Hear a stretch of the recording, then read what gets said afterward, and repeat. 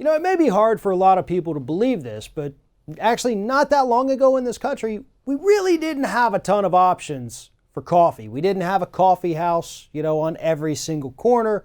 Cappuccinos, lattes, things like that. It wasn't part of the American vernacular. But it has grown in popularity, and so too have specialty coffee brands, particularly Kona Coffee and Blue Mountain Coffee. Specialty coffees only grown in certain areas on the planet, very small areas of the planet, and they sell for a very high price.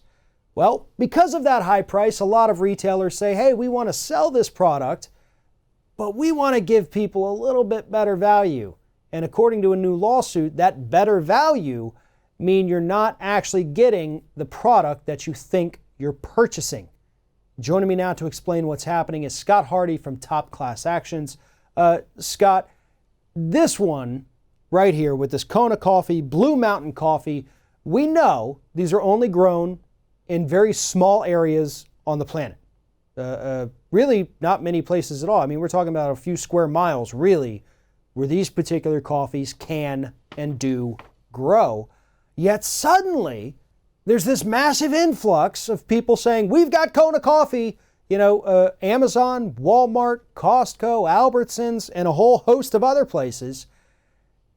But the people who actually make these specialty coffee brands say, hold up, that's not what you're actually selling. You're selling regular coffee and marking it up for a premium, but selling it for less than we are. Explain this for us, please.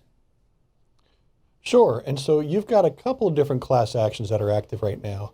This one is focused on consumers, people who bought Kona or Blue Mountain Coffee, Kona from the big island of Hawaii, or Blue Mountain Coffee from the beautiful island of Jamaica, and weren't aware that their coffee may not have actually been completely from those two places.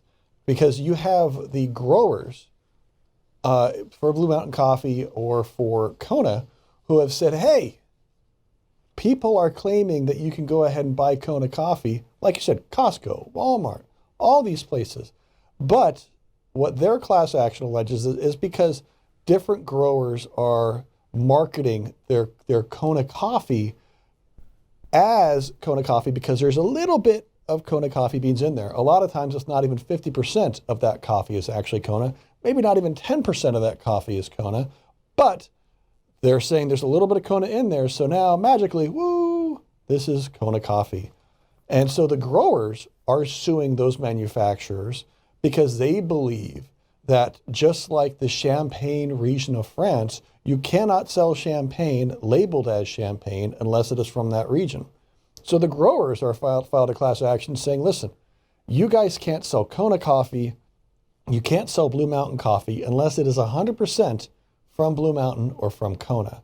And so you've got all these people out there that are buying their delicious Blue Mountain coffee from Jamaica or their delicious Kona coffee from Hawaii, not knowing that they might not even be drinking much, if any, Kona or Blue Mountain coffee when they're buying it and paying that premium for that special brand.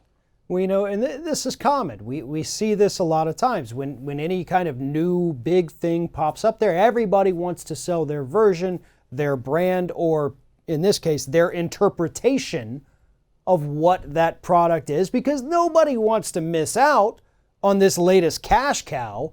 So we got to get in on it somehow. And as is often the case, we see corporations cutting corners. We see them being dishonest with consumers.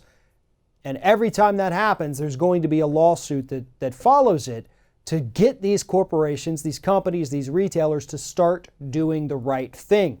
And as you just said, this goes way beyond just the consumers who may be getting ripped off here, which, don't get me wrong, that is a big issue. But what we also have are these farmers out there in these two regions that are also getting swindled because their product isn't selling as well right now, because these counterfeit products on the market are taking all the dollars away from them.